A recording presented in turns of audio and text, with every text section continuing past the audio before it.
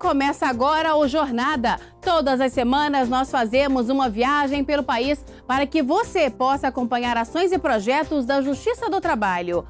O programa conta com a participação dos tribunais trabalhistas de todo o Brasil. Na edição de hoje, uma reportagem especial sobre os direitos trabalhistas das mães de filhos natimortos. A Justiça do Trabalho entende que elas têm garantia provisória do emprego.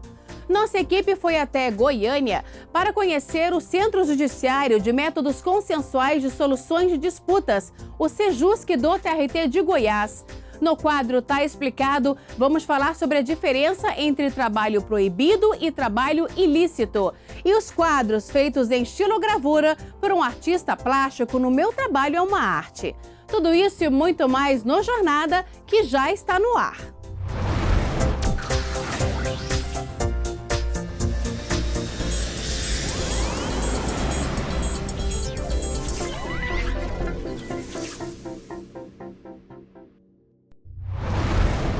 A Constituição Federal proíbe a dispensa arbitrária ou sem justa causa de empregadas gestantes desde a confirmação da gravidez até 5 meses após o parto. Mas o que ocorre em caso de natimorto?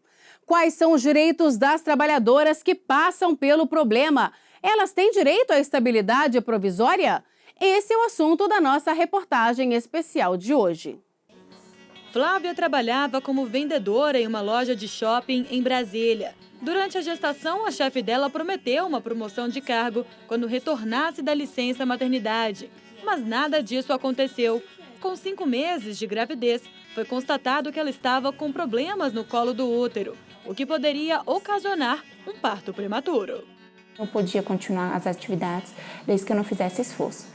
Começou já uma situação bem desagradável em relação a isso, porque eu ficava sozinha na loja num período até 1 hora. Gestante, por uma questão, acho que é comum de gestante, nós necessitamos várias vezes ir ao banheiro. Eu não tinha como, porque eu não podia fechar a loja, não tinha banheiro dentro da loja, eu tinha que usar o banheiro do shopping. Então eu tinha que aguardar outro funcionário retornar para me poder ir. Então eu ficava horas sem poder ir ao banheiro. Isso prejudicava a questão gestacional mesmo, já era bem complicado. Quase no fim da gestação, em uma das consultas de rotina, uma fatalidade foi constatada. O bebê estava morto. Foi quando eu entrei para a internação para me induzir o meu parto, para ganhar o João.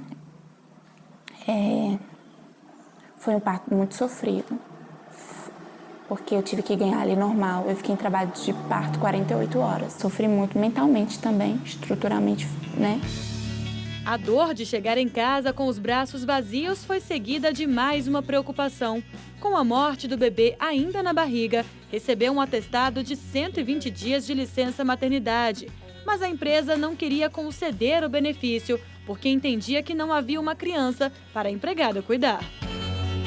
A gente fez uma carta extrajudicial que estava anexa ao atestado médico, onde informava que eu tinha esse direito, que a licença maternidade não é só em prol do neném, mas também em prol da estrutura física da mulher, que eu acho que o pessoal não entende isso. A mulher precisa de um descanso, porque gestar 9 meses é muito difícil. Eu gestei os 9 meses, independente do João ter nascido morto ou não. Eu tive uma gestação completa. Eu trabalhei até os últimos dias. Com a insistência da empregada, a empresa acabou aceitando que a trabalhadora teria sim todos os direitos das empregadas gestantes, como a estabilidade no emprego. Mas ao retornar da licença, mais uma surpresa. A empregada foi desviada de função. De vendedora, passou a ser caixa. O tratamento também não foi mais o mesmo, até que ainda em período de estabilidade, pediu demissão. Foi muito difícil o meu retorno. Eu acredito que faltou empatia, faltou preparação dela para com os funcionários. Foi muito difícil para mim e mexeu muito com minha estrutura psicológica. Quando o bebê nasce sem vida, é considerado parto de natimorto. De acordo com o artigo 294 da Instrução Normativa número 45 do Instituto Nacional do Seguro Social, isso ocorre quando o feto morre dentro do útero da mãe após a 23ª semana de gestação, diferentemente do aborto, que ocorre em período anterior. As causas podem ser muitas, até mesmo uma infecção urinária. São múltiplas causas que podem originar um feto natimorto. Dentre as principais, a gente pode destacar as infecções. Existem algumas infecções comuns durante a gestação, desde infecção urinária, toxoplasmose e algumas outras. Causas metabólicas, sendo que a principal delas é a diabetes gestacional, hipertensão arterial, distúrbios da tireoide também podem levar a um óbito intrauterino, e causas traumas abdominais também podem evoluir com descolamento da placenta e com óbito fetal intrauterino. Anualmente ocorrem cerca de 2.600.000 casos de natimortos em todo o mundo, de acordo com pesquisa realizada pela revista científica sobre medicina The Lancet. Algumas decisões da Justiça do Trabalho têm entendido que a empregada que passa por esse tipo de situação tem direito a todas as garantias de uma trabalhadora gestante, como licença maternidade de 120 dias e estabilidade no emprego desde a confirmação da gravidez até 5 meses depois do parto. Isso porque todos esses benefícios visam a proteger tanto o bebê quanto a mãe trabalhadora. Nesse momento, quando se trata do evento do natimorto, toda a proteção jurídica fica endereçada diretamente à mulher trabalhadora, né? Se considerando essa sensibilidade do período que ela passou de uma gestação, com todas as implicações físicas que isso tem, e depois as implicações que são diretamente relacionadas ao próprio processo de perda. Já em casos de aborto espontâneo, a empregada tem direito a uma licença de 2 semanas, conforme estabelece o artigo 395 da CLT. Mas tanto no caso em que a empregada sofre aborto, quanto em caso de natimorto, o afastamento pode ser prorrogado. Essas licenças podem ser prorrogadas a caso um atestado médico comprove que, pelas razões mais diversas, não houve recuperação ou física ou emocional da trabalhadora. Então, são prazos previamente previstos em lei, mas a gente não pode considerá-los peremptórios exatamente em razão de que um atestado médico pode revelar que, numa circunstância concreta, a trabalhadora precisa de mais alguns dias para uma recuperação integral. Vários casos envolvendo o tema foram parar na Justiça do Trabalho. Um deles foi julgado pelo Tribunal Regional do Trabalho da 10ª Região, que abrange o Distrito Federal e o Tocantins. Uma bancária que havia tido uma perda gestacional após a 23ª semana pedia, dentre outros benefícios, o direito à estabilidade no emprego, além da licença maternidade. Isso porque o patrão havia tratado o evento como um aborto. Na justiça, ela conseguiu receber o valor equivalente ao período de estabilidade no emprego, já que havia sido demitida da empresa. Quando se trata de estabilidade no emprego, a melhor resposta judiciária é manter o trabalhador empregado, porque o emprego é um grande valor para quem necessita viver do trabalho para sobreviver. Mas, diante daquela circunstância, passado o período de estabilidade, se conseguiu, talvez, amenizar o prejuízo da trabalhadora com uma indenização completa pelo período que não foi observado pelo empregador. Outro processo foi julgado pela 4ª turma do TST. Os ministros mantiveram a decisão do Tribunal Regional do Trabalho da 12ª Região em Santa Catarina, que reconheceu a estabilidade de uma ajudante de produção da empresa JBS. A trabalhadora teve que retirar o bebê sem vida devido a uma má formação congênita. Ela estava com 25 semanas de gestação, o que equivale a 6 meses. A juíza do trabalho, Noêmia Porto, explica que a legislação e a Justiça do Trabalho não buscam proteger apenas a criança, mas também a trabalhadora. A mulher que levou uma gestação até depois da 23ª semana, que é considerada, portanto, uma gestação que geraria um bebê viável fora do útero, a perda para ela tem implicações não apenas físicas, ela tem outras implicações de natureza emocional, psicológica, etc. Então, existe aqui a proteção a ela, que é a possibilidade de uma recuperação integral de todo um processo de gestação, portanto, uma recuperação física, que é lenta e necessária, e uma recuperação também emocional para que ela possa retomar o equilíbrio e estar disposta novamente ao mercado de trabalho. Agora vamos acompanhar algumas decisões da Justiça do Trabalho no nosso Giro pelo Brasil. O TRT da 11ª Região condenou 3 ex-empregados da Xerox a pagar mais de R$300 mil de indenização por dano material por terem lucrado indevidamente com os serviços prestados à empresa. Os trabalhadores cobravam comissões para aprovação de fornecedores e teste de qualidade, além de autorizar compra de materiais. Para o regional, a ação dos profissionais causou danos econômicos à Xerox. Ainda cabe recurso. O TRT de Minas Gerais determinou que um bombeiro civil tem direito à jornada especial de 36 horas, com pagamento de horas extras excedentes, quando for o caso. O trabalhador foi contratado para exercer a função em escala de revezamento de 12 horas de trabalho por 36 horas de descanso, alternada com jornada de 48 horas. De acordo com o regional, o trabalhador tem direito ao pagamento de horas extras quando o serviço exceder as 36 horas semanais e qualquer entendimento contrário poderia retirar um direito do empregado garantido por lei. Uma empregada de uma empresa de engenharia teve o pedido de pagamento das horas de sobreaviso negado pelo TRT da 10ª Região. Segundo a trabalhadora, o uso do telefone celular funcional servia para que ela fosse localizada pelos superiores a qualquer momento, já que mantinha o aparelho ligado 24 horas por dia. Mas para o regional, o uso do telefone não caracteriza tempo à disposição da empresa, já que a profissional não sofreu qualquer limitação à liberdade de locomoção quando não estava em serviço.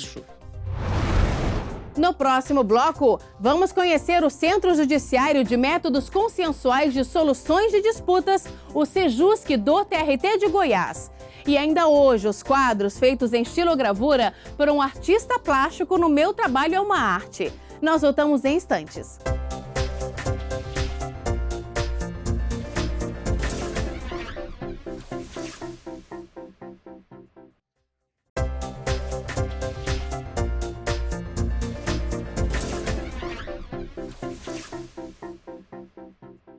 A Justiça do Trabalho busca aprimorar os serviços oferecidos ao cidadão e a gente confere muitas dessas iniciativas agora no JT em Ação.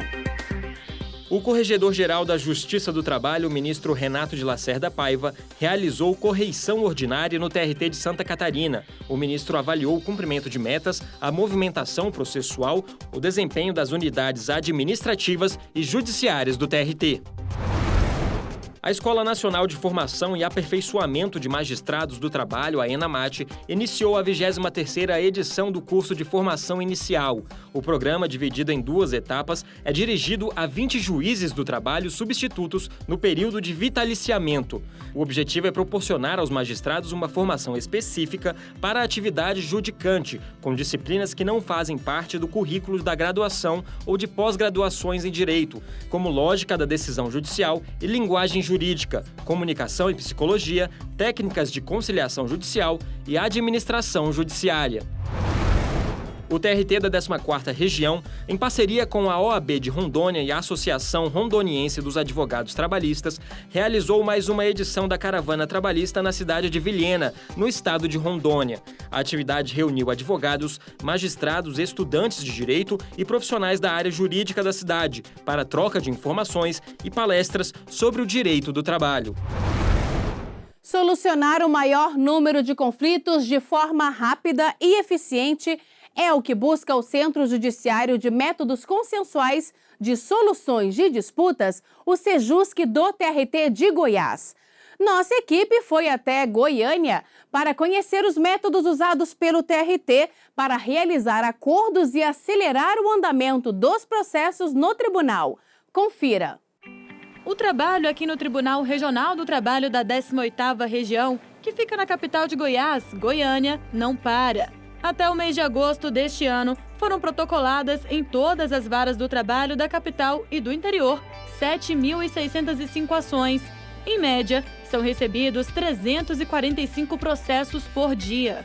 E para pôr fim a eles de forma mais rápida e eficaz, existe o Sejusc, o Centro Judiciário de Métodos Consensuais de Soluções de Disputas. O espaço serve exclusivamente para a realização de audiências de conciliações de processos trabalhistas em qualquer fase ou instância. O Sejusc é uma maravilhosa criação do CNJ, do CSJT e do TST em Brasília, porque através desse sistema é possibilitado às partes e advogados resolverem o conflito trabalhista de forma informal, num ambiente absolutamente informal, onde a conciliação ela é buscada por um servidor do quadro do tribunal, atuando como facilitador. E esse ambiente tão informal faz com que as partes se desarmem, se abram para a conciliação. O Sejusc realiza, em média, 200 audiências de conciliação por dia. E para melhorar cada vez mais o atendimento prestado à sociedade, há 2 diferenciais que servem como modelo a ser seguido por outros tribunais regionais do trabalho. Um deles foi juntar a audiência de conciliação com a audiência inicial, aquela em que são apresentadas a defesa e as provas das partes. A ideia surgiu porque, quando era marcada apenas a audiência de conciliação, uma das partes tinha o hábito de não comparecer, já que não havia nenhuma consequência para a ausência. Hoje essa realidade mudou e tudo é feito de uma forma mais rápida e até mesmo informal, sem a presença de um juiz em uma sala de julgamento. Essa junção da inicial com a audiência de conciliação, a parte é obrigada a vir, porque se ela não vier tendo uma audiência inicial, o processo para o autor é arquivado, extinto, sem julgamento do mérito, e para reclamar é aplicada a revelia. Então, uma vez comparecendo as partes, os meus conciliadores treinados conseguem levar os advogados e as partes à conciliação, porque o ambiente é absolutamente informal e a decisão é deles. Nós só ajudamos e informamos. É uma decisão informada, feita pela parte com a nossa ajuda e o servidor treinado atuando como facilitador. Outro diferencial é com relação às marcações de audiências. Todos os processos que envolvem a mesma empresa são distribuídos ao mesmo tempo em uma única conciliação. O novo procedimento tem ajudado a agilizar o andamento dos processos no tribunal, além de facilitar o trabalho dos advogados. É a Justiça do Trabalho evoluindo para prestar um serviço de excelência como ela sempre prestou e agora avançando a passos largos para a plenitude e excelência do seu serviço para atender bem o cidadão, o advogado, em suma, contribuir para o desenvolvimento do Brasil. No próximo bloco, no quadro Tá Explicado, vamos falar sobre a diferença entre trabalho proibido e trabalho ilícito. E no Meu Trabalho é uma Arte, os quadros feitos em xilogravura por um artista plástico. Nós voltamos daqui a pouco.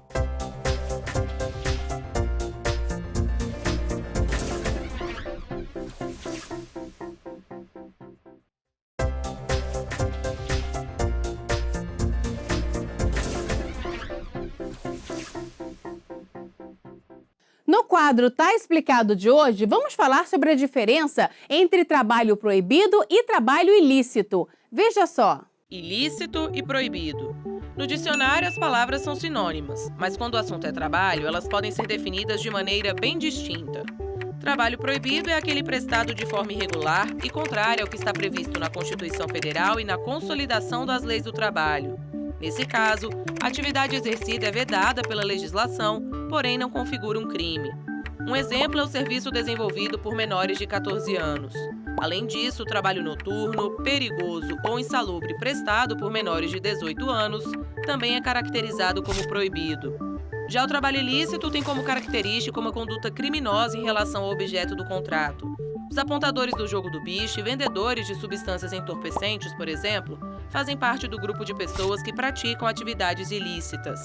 E atenção! O cidadão que se propõe a exercer trabalhos ilícitos não possui qualquer tipo de proteção trabalhista. Você já ouviu falar em xilogravura? É um processo de impressão de um desenho que utiliza como matriz um pedaço de madeira. O artista precisa dominar 3 habilidades para realizar o processo: desenhar, entalhar e imprimir. Ficou curioso para saber um pouco mais sobre esse método? No quadro Meu Trabalho é uma Arte de hoje, você vai conhecer um artista plástico que utiliza a madeira para imprimir os próprios quadros. Veja só. Meu nome é Valdério Costa, eu sou um professor e artista visual. Trabalho muito com a técnica da pintura, do desenho. e principalmente da xilogravura. Ultimamente a xilogravura virou praticamente a técnica que eu mais me expresso. Eu acho que eu me expresso muito com xilogravura por ter visto artistas populares fazendo isso em feiras no Nordeste quando eu era criança.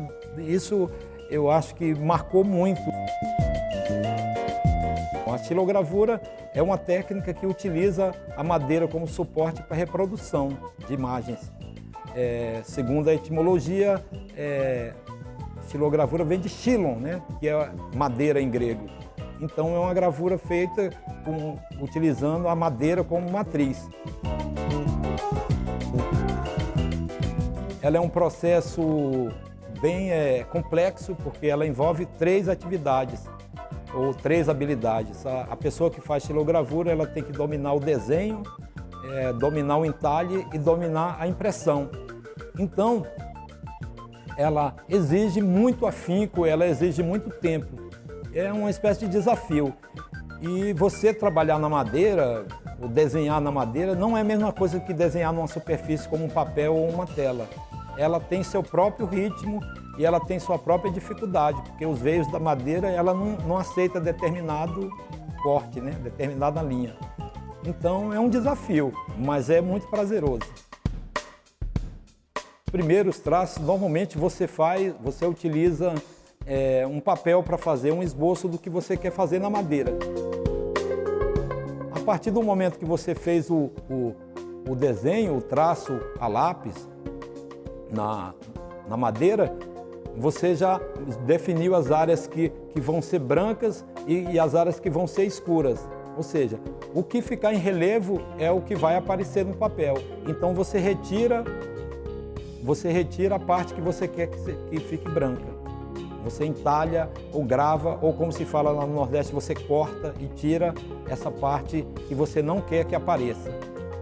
E o desenho ele vai ser compreendido a partir desse embate do claro com o escuro. É utilizado uma tinta gráfica, você passa um rolo de borracha com a tinta gráfica em cima da matriz, depois você vem com papel, coloca o papel em cima e ou você usa uma prensa ou faz como eu uso. Eu uso uma impressora chamada colher de latão ou colher de madeira, colher de pau. Você esfrega a colher no papel e depois de um certo tempo, quando você retirar, a imagem que estava na matriz vai passar, é batida no papel.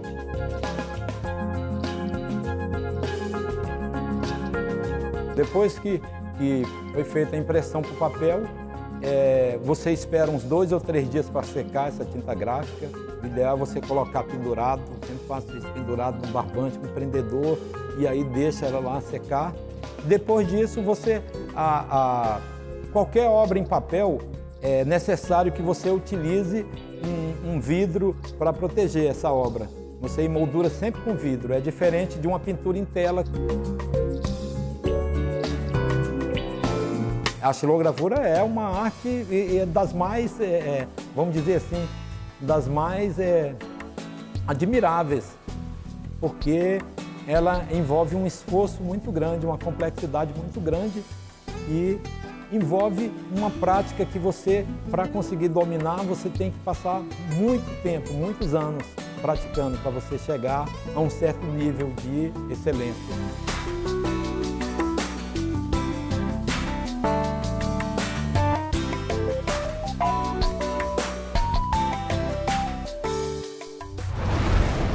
Por hoje é só. O Jornada fica por aqui. Muito obrigada pela companhia e até a próxima.